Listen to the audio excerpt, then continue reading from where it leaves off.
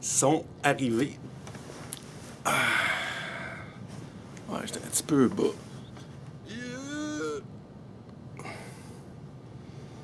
Sont arrivés les 9,95 de DC. Fait que 10 choix. 10 choix. Histoire complète. 9,95.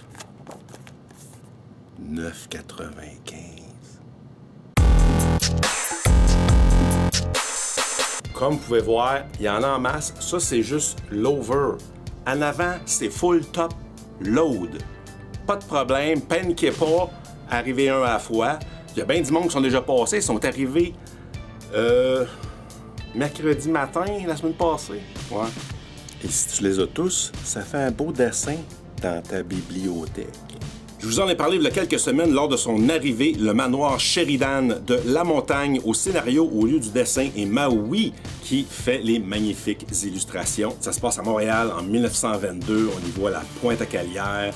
C'est sûr que ma curiosité était piquée. On réinvente pas la roue. Scénario où un jeune homme se fait secourir et il se fait soigner dans un mystérieux manoir avec des pièces interdites. Jusque-là, ouais, c'est beau, déjà vu plein de fois, mais l'écriture est intéressante et on reste accroché tranquillement. Il y a des éléments qui arrivent, puis c'est le fun que ça se passe à Montréal, vraiment. Puis à la fin, ben, on veut le deuxième pour voir où tout ça va mener. Un autre de mes retards, mais là, cette fois-ci, pas quelques semaines, mais on parle en quelques années, je pense, ou en fait plusieurs mois. Pulp, que j'avais même plus de copie. J'avais pas le hardcover en anglais sold out. J'avais plus de copie en softcover. On a reçu dernièrement la version en français, une belle version en français cartonnée. Alors je me l'ai tapé en français. Moi, fan fini de Brubaker Phillips, que tout ce qu'ils font ensemble, c'est vraiment cool. Ici, histoire d'un pistolero, un gars qui gagnait sa vie en braquant des diligences.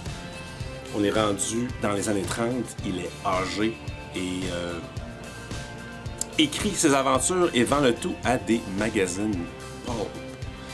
Mais étant dans une aventure de Brubaker Phillips, des événements le forcent à retourner à ses anciennes pratiques. Puis en français, en anglais, t'as bien beau, hein? J'ai adoré la version en français. Alors, cette semaine, le fameux King Spawn avec 7 couvertures différentes au choix. Sam and Twitch.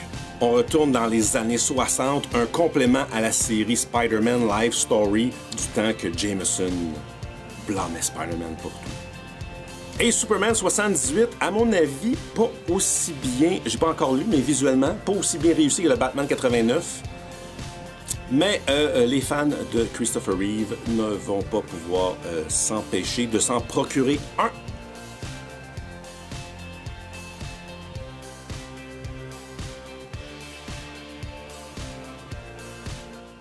Et on recommence parce qu'on a tout fait la représentation devant une caméra éteinte.